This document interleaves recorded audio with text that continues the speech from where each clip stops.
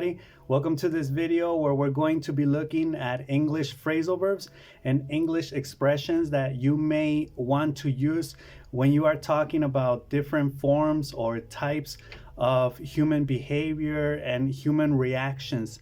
Okay, so we're going to be looking at a list of 11 of these idioms. A lot of them are idioms, phrasal verbs, and overall just English expressions that will help you when you're either trying to listen to someone, hear, or also produce or say certain or specific words, right, or expressions. In this case, I'm going to be giving you the meaning, I'm going to be giving you an example, and then I'm going to be asking you a question for you to answer in the comments, all right? So let's jump right into it. The first one is face the music.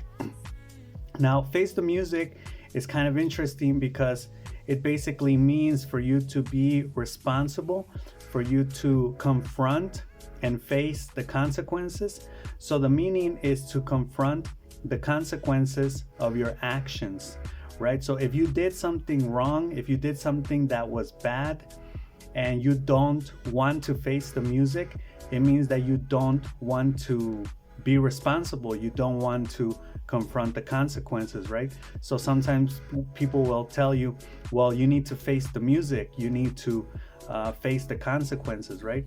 An example, you forgot to submit your report.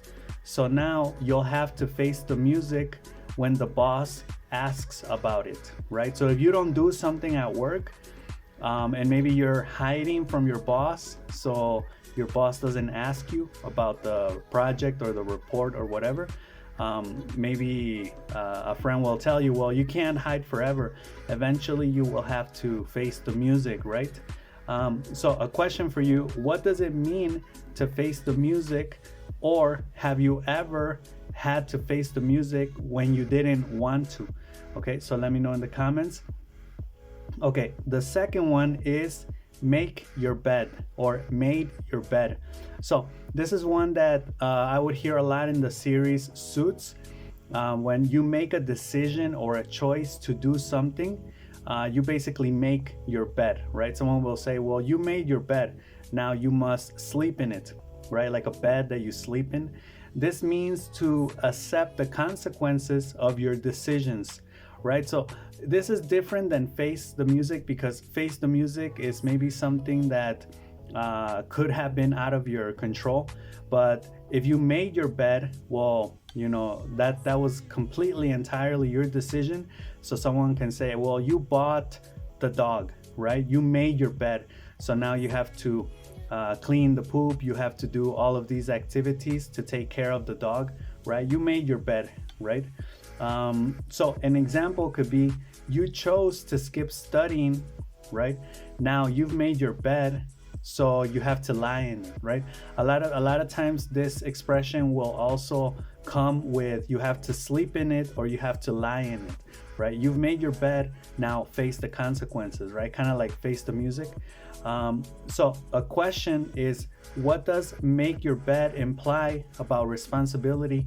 Or tell me, when was the last time you told a friend that the friend made their bed, right? Let me know in the comments. Okay, the third one, this one I like it a lot. It's read the room. So I think in Spanish there's a version of this, or I think it's the same thing. If you get told to read the room, it means that you have to notice specific but very difficult things to detect.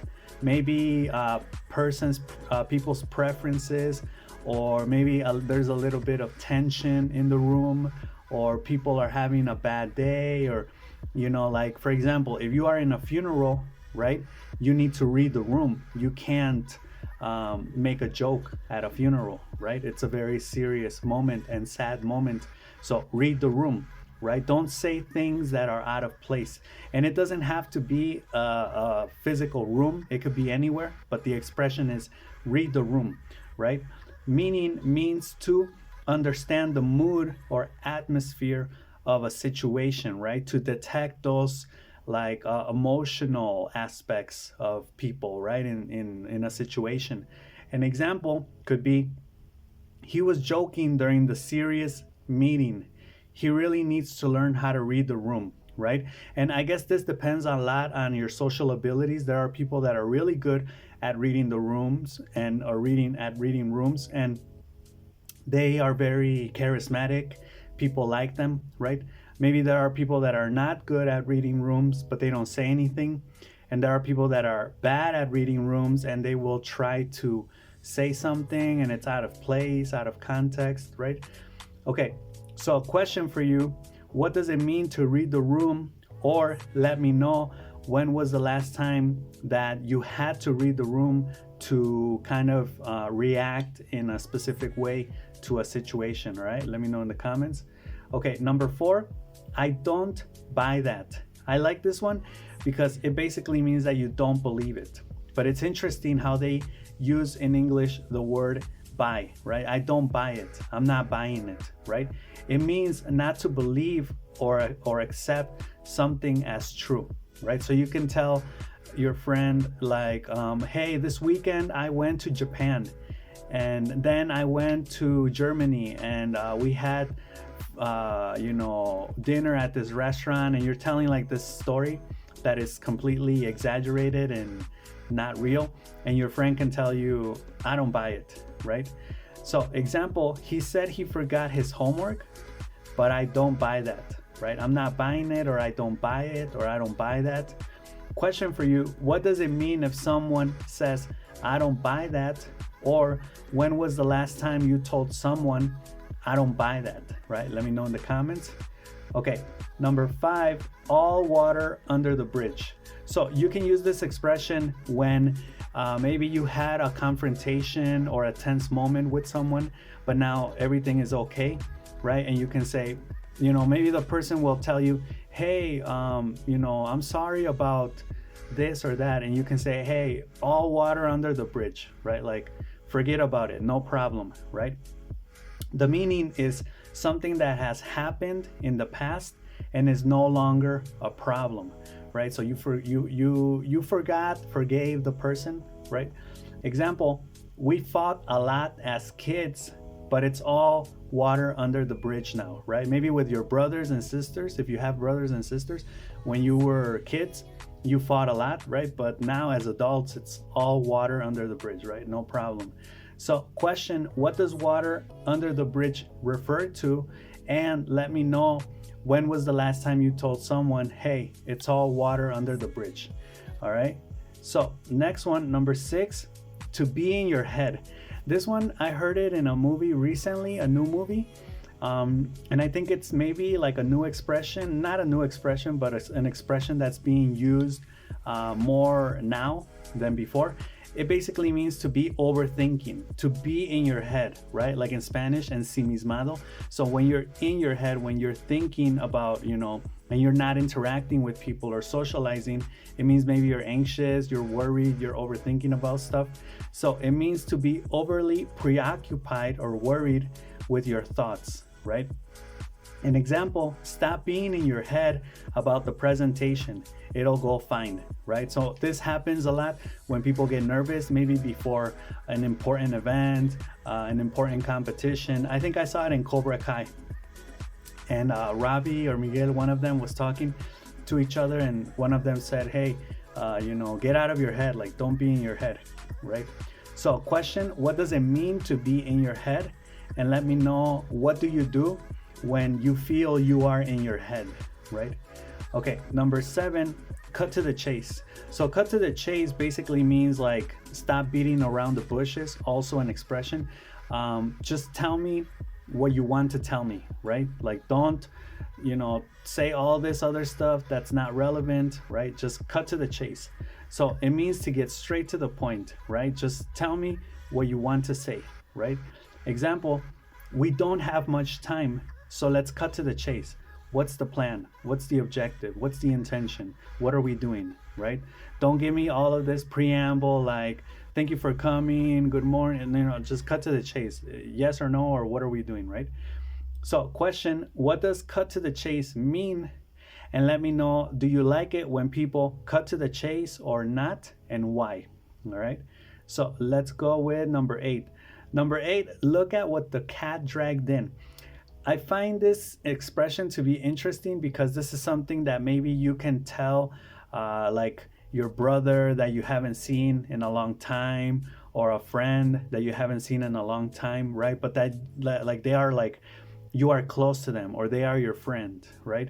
Um, it's informal. Obviously, you wouldn't say this to, like, your boss or someone like that, but you could say, to a friend that you haven't seen in months or years, when you see them, right? Maybe for Christmas, like, look at what the cat dragged in, right? It means it's a humorous or sarcastic way of pointing out someone's arrival, often unexpectedly or looking untidy, right? So it's like in Spanish when they say "que milagro," right? Like, what a miracle that I see you, right? Or that you let yourself be seen, right? And in this case, it does kind of have that connotation of, like, maybe the person is not well dressed, maybe they're dirty, or maybe you're just poking fun at them, right? And being funny because they're a good friend or they're your sibling, whatever. Example, well, look at what the cat dragged in. Haven't seen you in months, right? So it's when you don't see someone for a long time.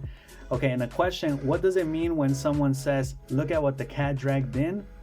Or let me know, when's the last time you used this expression, look at what the cat dragged in, with someone you hadn't seen in a long time, all right? Number 9, get on one's soapbox. This one, I just found out about it recently, and soapbox is a box that people would get on, like a platform, and they would speak in public about whatever they wanted: politics, the government, some social cause, social injustices, right? And it basically means to have like a platform to speak on, right? The meaning is to express one's opinion strongly, often in a preachy manner. Preachy is like a preach, like a padre or someone that preaches, that tells you what's good, what's incorrect, what's correct, what's wrong, what's bad, right? Things like that. And I think nowadays everybody has a soapbox because, well, we have like social media, so we literally have soapboxes, well, like platforms to speak on. An example, every time we talk about politics, he gets on his soapbox about the economy, right? So this means that besides having a platform to speak on, many people will start talking intensely about something, right? So you can say, get off your soapbox, right? Or, oh, look at him, like he's getting on his soapbox, right? So question, what does it mean to get on a soapbox? And let me know, do you ever get on a soapbox about a topic, right? Okay, number 10, put your money where your mouth is. So put your money where your mouth is something you would say to someone if you want to bet. So be careful with this expression, because if you're having an argument with someone and someone says, oh, like, I betcha, I betcha that's incorrect. And you say, no, I think it's correct. And you say, put your money where your mouth is, right? Like, let's bet on it. I bet you $10, 100 pesos that it's this or it's that, right? So it means to take action to support your opinion or your word, right? It's not always necessarily money, but it could often lead to money. I would say 80% of the time. Example, if you think this project will succeed, put your money where your mouth is and invest, right? So to take action most of the time means to spend money, right? Or to bet money, right? But it could also be like to do something that is related to the activity, right? Or to the situation. Question, what does put your money where your mouth is encourage people to do? So let me know. And tell me, have you ever made a bet with someone in a situation where maybe someone said something similar to put your money where your mouth is, right? So yeah, that makes reference to like your mouth and the money, right? Like, put money on it, right? Okay, and the last one, I beg to differ. Beg to differ is pretty straightforward, but it is kind of weird. Beg is like rogar, so it's something that you're doing maybe repeatedly, and differ means difference, right? So you have a difference of opinion, and you're begging for this difference of opinion. So it means to politely disagree with someone. It's very formal. I beg to differ. I would even say use this expression instead of I disagree or I don't agree, right? Say I beg to differ, right? It just sounds more formal, more technical, right? Example, I beg to differ. I think the new policy will benefit everyone, right? So it's maybe everyone's saying, no, the policy is bad. It's a disaster. It's going to be a disaster, right? Maybe for the future. And you say, I beg to differ. I think it will be great, right? And question, what does I beg to differ mean in a conversation? And let me know, what do you say to someone who begs to differ from your opinion, right? Let me know. Okay, so there you have it, guys. 11 expressions on human behavior and reactions. Let me know if any of these were helpful or you would want me to make a video on another specific topic related to English expressions, phrasal verbs, and idioms. So as always, have a great day, and I will see you in the next one, okay? Thank you. Bye.